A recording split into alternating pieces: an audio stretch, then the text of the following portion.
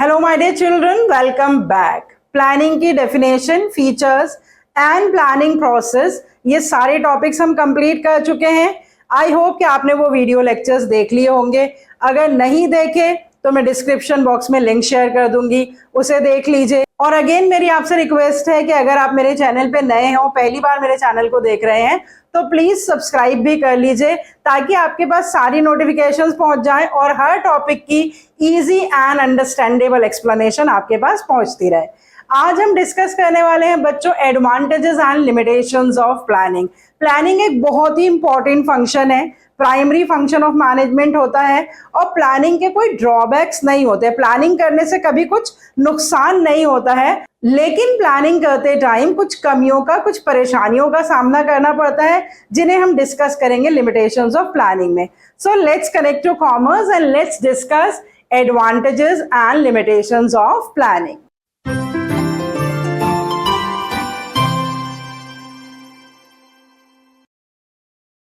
Topic शुरू करने से पहले बच्चों, मैंने बोर्ड पर सारी एडवांटेजेस और सारी लिमिटेशंस लिख रखी हैं, तो आप अपने पास स्क्रीनशॉट ले लीजिए और अपने पास इन पॉइंट्स को नोट कर लीजिए और वो सारे पॉइंट्स एक एक करके कीवर्ड्स के साथ मैं आपको एक्सप्लेन करूंगी। सबसे पहले डिस्कस कर लेते हैं advantages of planning. Advantages of planning की मैंने सारी हेडिंग्स दे रखी है। हेडिंग्स क्या है? Planning provides direction, planning reduces the risk of uncertainty, planning facilitates decision making, planning promotes innovative ideas, planning establishes the standards for controlling, and planning reduces overlapping and wasteful activities। इन सारी advantages को जो हमने features of planning करे हैं या जो planning process के steps करे हैं, उन सबसे ही एडवांटेजेस हमें ऑलरेडी क्लियर हैं, लेकिन उससे कोरिलेट करके मैं ये एडवांटेजेस आपको एक्सप्लेन करने वाली हूँ। जैसे हमने सबसे पहला स्टेप करा प्लानिंग प्रोसेस में, जो मैनेजमेंट को पहला स्टेप लेना होता है वो क्या होता है? Determination of objectives. क्योंकि मैं आपको बहुत ही अच्छे से क्लियर कर चुकी हूँ कि जो एक्चुअल प्लानिंग होती है ना, उसमें सिर्फ 3 ही स्टेप्स इन्वॉल्व होते हैं: identifying alternatives, evaluating them and making the final choice of the best alternative. लेकिन इन तीनों स्टेप्स को लेने से पहले, क्योंकि ऑल्टरनेटिव्स हमें किस चीज के लिए डिटरमाइन करने पड़ते हैं? ऑल्टरनेटिव्स ऑब्जेक्टिव्स को अचीव करने के लिए। तो इसीलिए हमने देखा कि प्री प्लानिंग स्टेज में एक स्टेप होता है डिटर्मिनेशन ऑफ द ऑब्जेक्टिव्स। तो जब वो ऑब्जेक्टिव्स डिटरमाइन किए जाते हैं प्लानिंग में, तो उससे क्या बेनिफिट मिलता है? That planning provides direction. तो जो first step of planning process है, उससे रिलेट करके हम ये बेनिफिट लिख सकते हैं that planning determines the goals and the objectives which are clearly stated in the very first step of the planning process, and they act as a guide for future actions and for the proper directions and ensure the coordination। तो जब पहले ही step में objectives determine किए जाते हैं और वो objectives जो है वो स्मार्ट होते हैं, simple, measurable, achievable, realistic and time bound. तो जब इस तरह के ऑब्जेक्टिव्स का डिटर्मिनेशन होता है, तो इसी स्टेप में क्या पता लग जाता है कि सारे लोगों को ऑर्गेनाइजेशन के किस डायरेक्शन में मूव करना है, सबको किस तरह से कोऑर्डिनेटेड मैनर में गोल्स को अचीव करने के लिए काम करना है, और उससे गाइडेंस मिल जाती है for the future actions and the decisions. तो सबसे बेसिक और पहला बेनिफिट जो प्लानिंग का है वो है that planning provides directions bye setting the clearly defined goals and objectives. Another benefit of the planning is it reduces the risk of uncertainty। Second step क्या करा था हमने प्लानिंग प्रोसेस का? That planning involves developing planning premises. क्योंकि planning जो है it is deciding in advance what has to be done in future. तो planning एक फ्यूचरिस्टिक एक्टिविटी और फॉरवर्ड लुकिंग एक्टिविटी है, और इसीलिए मैनेजमेंट को क्या करना पड़ता है? बहुत सारे फ्यूचर अजम्पशंस जो हैं, चाहे वो कंट्रोलेबल हो, अनकंट्रोलेबल हो, टेंजिबल हो, इनटेंजिबल हो, लेकिन बहुत सारी फ्यूचर से रिलेटेड मैनेजमेंट को अजम्पशंस करनी पड़ती हैं।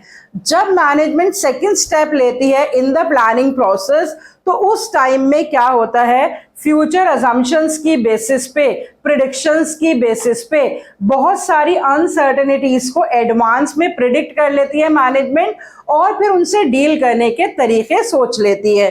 तो by anticipating the changes, planning shows the ways to deal with the changes and the uncertain events. तो जब second step of planning process perform किया जाता है, दैट इज डेवलपिंग प्रेमिसेस, तो इससे क्या बेनिफिट मिलता है ऑर्गेनाइजेशन को कि जो फ्यूचर इवेंट्स हैं उनको मैनेजमेंट फोरसी कर लेती है, फ्यूचर अपॉर्चुनिटीज जो उसके सामने आ सकती हैं, कुछ फ्यूचर डेंजर्स वो प्रिडिक्ट कर लेते हैं। ये हम सब बिजनेस एनवायरनमेंट के चैप्टर में भी पढ़ चुके हैं।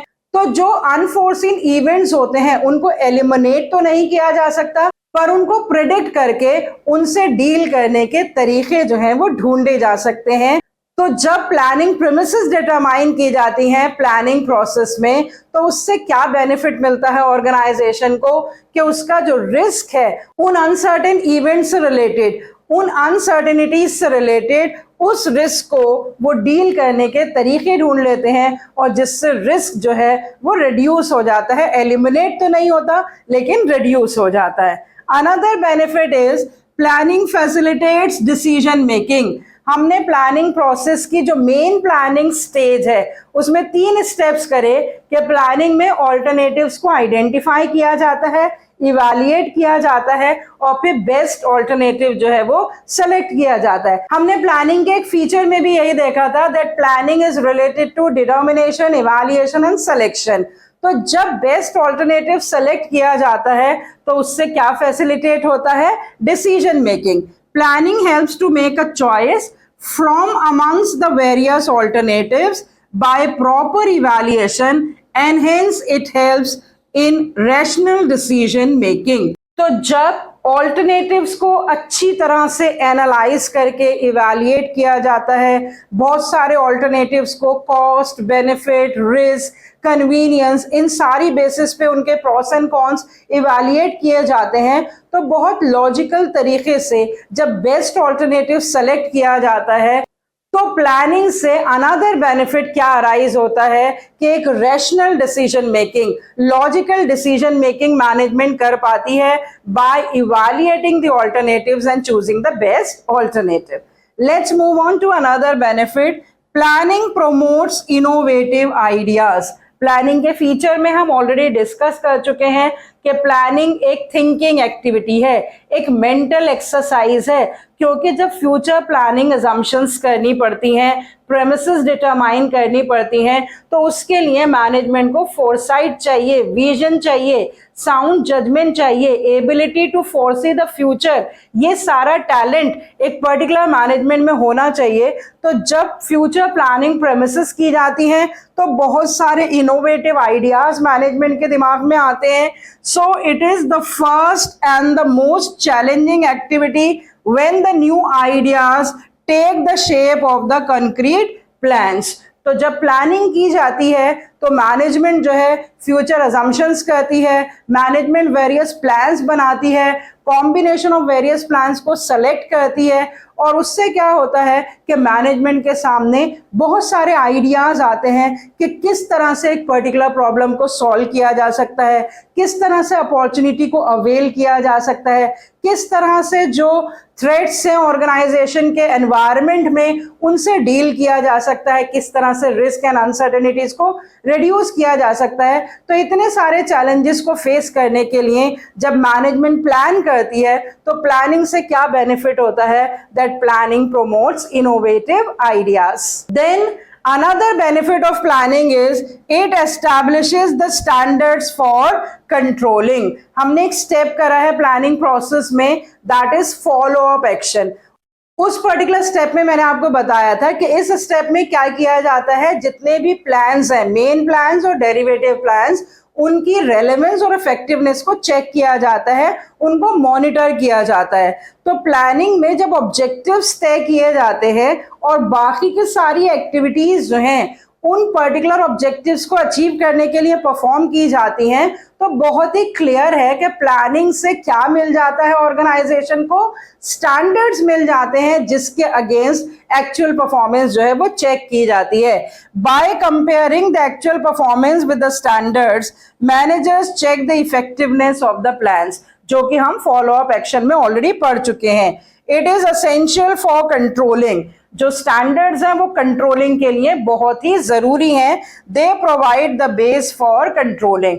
तो जब ऑब्जेक्टिव डिटरमाइन किए जाते हैं, मेन प्लान सेलेक्ट किया जाता है और उसे इंप्लीमेंट करने के लिए डेरिवेटिव प्लान्स बनाए जाते हैं, तो वो सारे प्लान्स जो हैं वो स्टैंडर्ड्स का काम करते हैं, जिसके अगेंस्ट एक्चुअल परफॉर्मेंस को चेक किया जा सकता है और फिर करेक्टिव एक्शंस लिए जा सकते हैं। So another benefit of planning is that with the help of planning function management gets the standards for controlling. और हम कह सकते हैं कि कंट्रोलिंग पॉसिबल ही नहीं है विदाउट प्लानिंग, और प्लानिंग मीनिंगलेस है विदाउट कंट्रोलिंग। ये अभी हम डिटेल में आगे पढ़ेंगे that how planning and controlling are complementary to each other, what is the relationship between planning and controlling.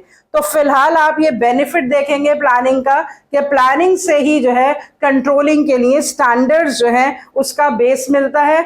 अगर ये स्टैंडर्ड्स ना हो, प्लानिंग ना हो, तो कंट्रोलिंग फंक्शन जो है वो पॉसिबल ही नहीं है। Last but not the least is planning reduces overlapping and the wasteful activities, avoids any type of confusion, misunderstandings, it minimizes the useless and the redundant activities, it ensures clarity in the thought and actions and result in the smooth and coordinated working। क्योंकि planning एक primary function है, it is a determinative function, it is a futuristic function जिसमें पहले से ही सब कुछ तय हो जाता है, क्या करना है, किस ढंग से काम को करना है, कौन करेगा, तो व्हाट, व्हेन, वेयर, हाउ, ये सारे क्वेश्चंस का आंसर ड्यूरिंग प्लानिंग ही सॉर्ट आउट हो जाता है। तो जब सबको पहले से ही पता होता है ऑर्गेनाइजेशनल गोल्स क्या हैं, डिपार्टमेंटल गोल्स क्या हैं, ग्रुप गोल्स क्या हैं, इंडिविजुअल्स जो हैं they are very clear about the individual goals they have to achieve in order to contribute to the organisational goals. तो जब इस तरह की क्लैरिटी इन द थॉट आ जाती है, एक्शन आ जाती है, तो उससे क्या हो जाता है, स्मूथ वर्किंग हो जाती है। किसी भी तरह की वेस्टफुल एक्टिविटीज हैं, किसी भी तरह की अननेसेसरी एक्टिविटीज हैं या डुप्लीकेशन ऑफ वर्क है, ये सब खत्म हो जाता है with the help of planning. So these are the benefits of planning that each and every benefit हम कोरिलेट कर सकते हैं कि जब हम पहला स्टेप लेते हैं डिटर्मिनेशन ऑफ ऑब्जेक्टिव्स, तो उससे बेनिफिट क्या हमें सामने मिलता है देखने को, it provides direction, it reduces the risk of uncertainty by developing the planning premises, it facilitates decision making by choosing the best alternative among the available alternatives, it promotes innovative ideas by making future judgments, anticipating in advance the possible opportunities and the threats, it establishes the standards for controlling when the step of the planning process, that is follow-up action, is taken, and by doing all these steps planning reduces overlapping and wasteful activities।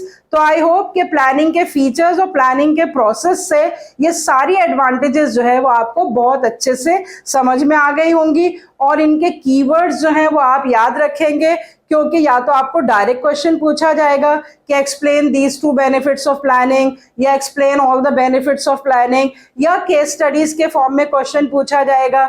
आपको keywords दिए होंगे कि planning करने से जो है वो future actions को हम एंटिसिपेट कर सकते हैं, तो इससे कौन सा बेनिफिट हाईलाइट हो रहा है, या आपको ये कीवर्ड दिया होगा कि प्लानिंग से जो है बेस्ट पॉसिबल चॉइस जो है वो मैनेजमेंट के लिए पॉसिबल होती है, तो कौन सा बेनिफिट हाईलाइट हो रहा है। तो कीवर्ड्स की हेल्प से आप पर्टिकुलर बेनिफिट ऑफ प्लानिंग को आइडेंटिफाई कर सकते हैं और उसे पॉइंट्स में एक्सप्लेन कर सकते हैं with the help of example. Let's move on to the limitations of planning. Limitations of planning में हम डिस्कस करेंगे कि प्लानिंग करते टाइम क्या क्या प्रॉब्लम्स आती हैं, क्योंकि मैं आपको ऑलरेडी बोल चुकी हूँ कि प्लानिंग का कोई ड्रॉबैक नहीं होता है, ऐसा कभी नहीं होता है प्लानिंग करने से नुकसान हो ऑर्गेनाइजेशन को।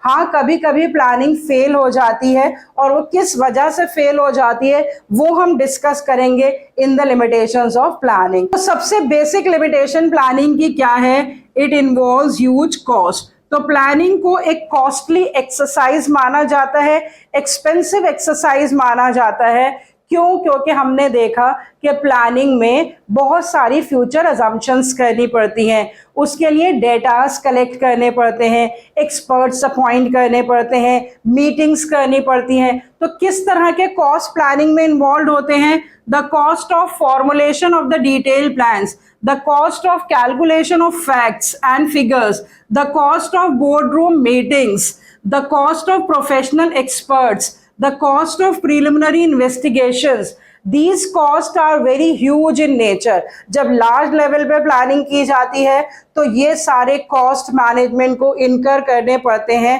तो डेफिनेटली जो है प्लानिंग इनएक्सपेंसिव एक्टिविटी नहीं है। Lot of different types of cost are incurred in doing the planning. So the basic limitation of planning is that it is an expensive, it is very costly, it involves huge cost of various types. और सिर्फ financial cost से related ही expensive नहीं है, ये time consuming process भी है। Another limitation of planning is that it is a time consuming process. तो ये सारी चीजों में जिसमें कॉस्ट लगता है, इन सारी चीजों में टाइम भी लगता है। Lot of time in collection of the data, lot of time to evaluate the pros and cons of each and every alternative, lot of time for selecting the best alternative. So it may result in the delays in the implementation of the plan. कभी कभी कहा जाता है कि इतना time involve हो जाता है मेन प्लान्स और डेरिवेटिव प्लान्स बनाने में कि बाय द टाइम उनको इम्प्लीमेंट किया जाता है तब तक कभी कभी अपॉर्चुनिटी लॉस्ट ही हो जाती है जिसके लिए प्लानिंग की गई होती है।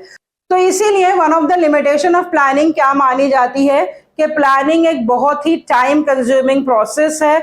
इसमें फैक्ट्स कलेक्ट करने में, डाटास कलेक्ट करने में, इवैल्यूएशन में, एक्सपर्ट्स के अपॉइंटमेंट में इतना टाइम लग जाता है कि कभी कभी जो है वो प्लानिंग उतनी इफेक्टिव नहीं रह पाती because of the time consumption.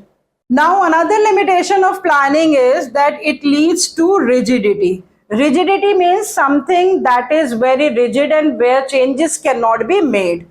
So it discourages initiative and freedom. Employees are required to follow the plans blindly and they are not allowed to make any changes.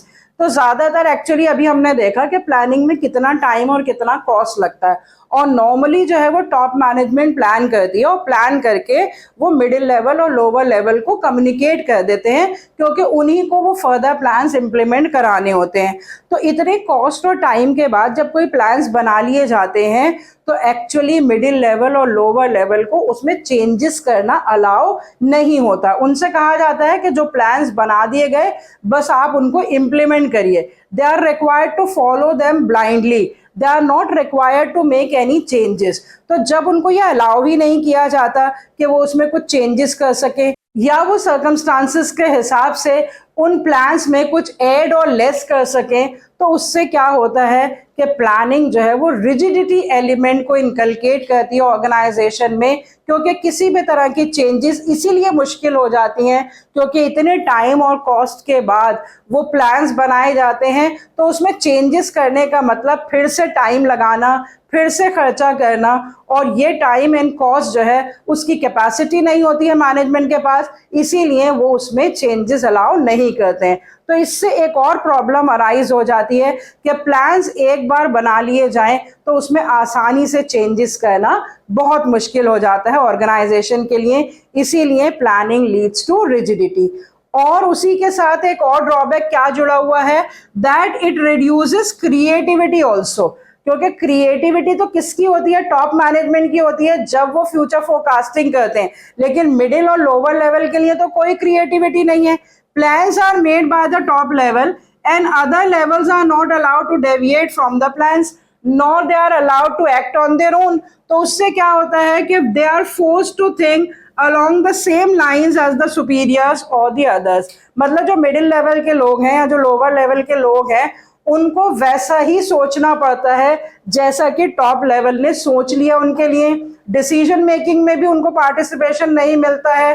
Practically तो ये कहा जाता है कि टॉप लेवल जब decisions बनाए तो उसको मिडिल लेवल और लोअर लेवल को भी इन्वॉल्व करना चाहिए, लेकिन एक्चुअली रियल लाइफ सिचुएशंस में क्या होता है, टॉप मैनेजमेंट जो है वो अपने आप प्लान बनाती है और प्लान बनाकर वो सिर्फ कम्युनिकेट कर देती है मिडिल लेवल और लोअर लेवल को, और उनसे कहा जाता है कि you don't have to deviate from these plans, आपको कोई भी इसमें चेंजेस करनी अलाउड नहीं है। उनके सजेशंस ही कंसिडर नहीं किए जाते, जिससे क्या होता है कि लोअर और मिडिल लेवल के लिए कोई भी इनिशिएटिव एलिमेंट उनके सामने नहीं आता और उनके लिए वो क्रिएटिविटी को रिड्यूस करता है। अभी हमने यहाँ पे एक बेनिफिट देखा था कि it promote innovative ideas.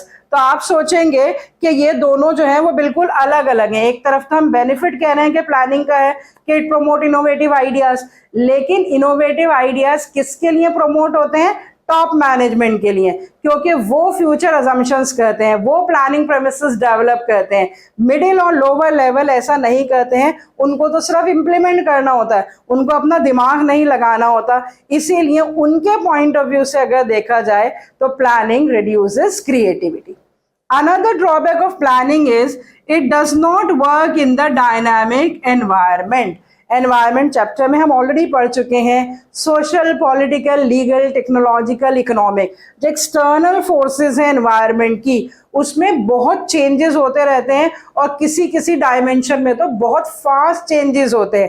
Technological dimension, political dimension, अगर किसी कंट्री में पॉलिटिकल स्टेबिलिटी ना हो तो पॉलिटिकल डायमेंशन में गवर्नमेंट के rules and regulations, legal dimension, इन सब में बहुत फास्ट चेंजेस होते हैं। तो ये सारी चेंजेस जो हैं बहुत आसानी से प्रिडिक्ट नहीं की जाती। हालांकि प्लानिंग प्रेमिसेस की जाती हैं, पर फ्यूचर से रिलेटेड 100% एक्यूरेसी के साथ प्रिडिक्शन करना आसान नहीं है। Planning can not predict the future with 100% accuracy. When the decisions are taken in emergency, खासतौर से जब इमरजेंसी में डिसीजन लिए जाते हैं due to the changing environment, then planning becomes useless. कभी कभी तो ऐसी सिचुएशंस आ जाती हैं सामने कि उस टाइम जो हमने सारे प्लान्स बनाए होते हैं वो बिल्कुल ही फेल हो जाते हैं, क्योंकि जो सिचुएशन सामने आई वैसा सोचा ही नहीं था, उसको अज्यूम भी नहीं करा था मैनेजमेंट ने या ऑर्गेनाइजेशन में। हमारे सामने हमारी लाइफ में रियल लाइफ एग्जाम्पल है पेंडेमिक का, कि जब कोरोना स्प्रेड हुआ था तो कितनी सारी प्लानिंग की जाती थी, लेकिन वो सब फेल हो जाती थी क्योंकि कोई ना कोई नई चीज जो है वो सामने आ जाती थी। तो जब नेचुरल कैलामिटीज हो जाती हैं या कोई अनकंट्रोलेबल फैक्टर्स होते हैं जो मैनेजमेंट के कंट्रोल से बिल्कुल बाहर होते हैं, जिसको मैनेजमेंट ने कभी सोचा भी नहीं होता है, अगर ऐसी कोई सिचुएशन सामने आ जाए तो उस टाइम में तो प्लानिंग वर्क ही नहीं करती, क्योंकि उस टाइम में तो बिल्कुल जो सामने आता है उसके हिसाब से एक्ट करना पड़ता है। तो इमरजेंसी सिचुएशंस में या डायनामिक एनवायरमेंटल चेंजेस में प्लानिंग जो है वो वर्क नहीं करती। That is also a limitation of planning. Last but not the least is planning does not guarantee success. क्यों गारंटी नहीं देती है प्लानिंग सक्सेस की? क्योंकि कई बार क्या होता है, managers have a tendency to rely on the previous plans. तो कुछ प्लान्स जो है मैनेजर्स ने बना लिए और उनको इम्प्लीमेंट करा और वो सक्सेसफुल हो गए, तो मैनेजमेंट को लगता है कि ये बहुत अच्छा प्लान है और बिना सोचे समझे इसे सालों तक हम इस्तेमाल कर सकते हैं, लेकिन एक्चुअली रियल लाइफ सिचुएशन में ऐसा नहीं होता है। तो ये जो टेंडेंसी होती है, ये इस तरह की कॉम्प्लेसेंसी या फॉल्स सेंस ऑफ सिक्योरिटी जो है, उससे क्या होता है, फेलियर होता है इंस्टेड ऑफ सक्सेस। तो अगर मैनेजर्स की इस तरह की टेंडेंसी है कि प्लान्स बनाने के बाद सिचुएशंस चेंज हो जाने के बावजूद भी वो उन्हीं प्लान्स को रिपीटेडली यूज करते रहते हैं, उसमें चेंजेस नहीं करते according to the changing environment, तो उससे क्या होगा कि सक्सेस गारंटी नहीं होगी। सो if the changes in the environment are overlooked and the plans are not altered, success is not guaranteed because of planning। तो planning जो है एक ऐसा फंक्शन है जो continuous nature का है, ये हम ऑलरेडी फीचर ऑफ प्लानिंग में देख चुके हैं। तो जब भी कभी environmental changes हो तो उन चेंजेस के हिसाब से प्लान्स को मॉडिफाई करना चाहिए, उनको ऑल्टर करना चाहिए। अगर इन चेंजेस को किसी भी ऑर्गेनाइजेशन ने ओवरलुक करा और मैनेजमेंट इस तरह की टेंडेंसी अडॉप्ट करेगी कि रिपीटेडली वो पुराने ही plans, trial and tested plans हैं और उन्होंने ये मान लिया है कि ये सक्सेसफुली होंगे, पर ऐसा नहीं होता है। The plan has worked once, it is not a guarantee that it is going to work again. बहुत सारी बार हम भी अपने लिए कोई प्लान्स बनाते हैं, लेकिन कभी तो बहुत सक्सेसफुल हो जाता है, लेकिन कभी उसी प्लान से जो है हमें उतनी सक्सेस नहीं मिलती है या सक्सेस मिलती ही नहीं है। तो हमें दूसरा प्लान बनाना पड़ता है, plan A, plan B, plan C. तो बिल्कुल इसी तरह से अगर प्लानिंग की जाएगी तब तो वो सक्सेस गारंटी कर सकती है, लेकिन रिपीटेडली बिना ऑल्टरेशंस के पुराने प्लान्स जो हैं ऑर्गेनाइजेशन यूज करती रहेगी तो it will not guarantee success. तो प्लानिंग एक बहुत ही टाइम कंज्यूमिंग, एक बहुत ही कॉस्टली एक्सरसाइज है। प्लानिंग से हमेशा ही सक्सेस गारंटीड हो ऐसा नहीं कह सकते। प्लानिंग डायनामिक एनवायरनमेंट में काम नहीं करती और प्लानिंग से रिजिडिटी एलिमेंट अराइज होता है ऑर्गेनाइजेशन में और इससे मिडिल और लोअर लेवल मैनेजमेंट की क्रिएटिविटी जो है वो रिड्यूस होती है। सो प्लानिंग एक बहुत ही इंपॉर्टेंट फंक्शन है, बहुत ही यूजफुल फंक्शन है, लेकिन प्लानिंग करते टाइम कुछ प्रॉब्लम्स सामने आती हैं मैनेजमेंट के जो हमने डिस्कस कर लिए। तो जिस तरह से case study benefits of planning पे आती है, उसी तरह से केस स्टडी आपको लिमिटेशंस ऑफ प्लानिंग पे भी आ सकती है। आपको कुछ खर्चे देकर बताया जा सकता है कि ये किस लिमिटेशन को हाईलाइट कर रहे हैं। आपको अगर ये सेंटेंस दिया जाए कि प्लान्स जो हैं वो एक बार बनने के बाद मैनेजर्स जो है उसे चेंज नहीं करते, तो यहाँ कौन सी लिमिटेशन हाईलाइट हो रही है। आपको कहा जाए कि मिडिल एंड लोअर लेवल जो है वो प्लान्स बनाते नहीं हैं बल्कि सिर्फ इम्प्लीमेंट करते हैं, इससे कौन सी लिमिटेशन हाईलाइट हो रही है। तो डिफरेंट कीवर्ड से आप डिफरेंट लिमिटेशंस आइडेंटिफाई कर लेंगे। और अगर आपको डायरेक्ट क्वेश्चन आए explain the limitations of planning, तो आप हेडिंग लिखेंगे और एक्सप्लेनेशन को पॉइंट्स में लिखकर कीवर्ड्स अंडरलाइन करके एग्जांपल्स देकर उसे एक्सप्लेन करेंगे। So with this I end up the topic advantages and limitations of planning। तो सिर्फ प्लानिंग का एक ही टॉपिक बचा है जो कि बहुत इंपॉर्टेंट टॉपिक है, that is the types of plans that we shall be discussing in the upcoming lecture। So see you next time, till then goodbye, stay healthy and connect।